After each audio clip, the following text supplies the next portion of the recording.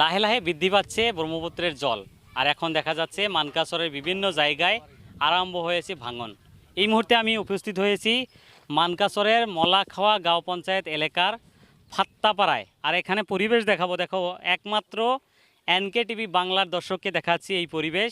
বিগত প্রায় এক সপ্তাহ থেকে এখানে দেখা যাচ্ছে খুব প্রচণ্ড ভাঙন চলছে, আর এই ভাঙনের ফলে এখন কিন্তু এখানকার সাধারণ জনতা তাদের মাঝে তীব্র প্রতিক্রিয়া। কেননা জলসম্পদ যে বিভাগ রয়েছে সেই বিভাগ থেকে এখানে স্থায়ী প্রতিরোধ না করে শুধুমাত্র এখানে গাছ ফেলিয়ে তারা প্রতিরোধের চেষ্টা চালাচ্ছে।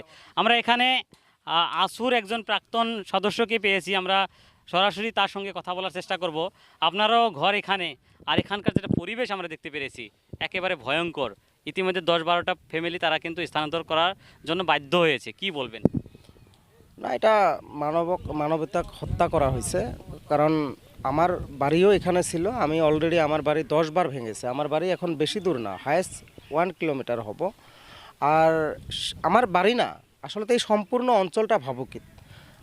আজকে বিগত 30 বছর ধরে এই ব্রহ্মপুত্র তাণ্ডবলীলা চলে আছে, কিন্তু তারপরেও আমাদের যা আসাম সরকার আছে বা ভারত সরকার আছে কোনো ব্যবস্থা আসলে করা নাই।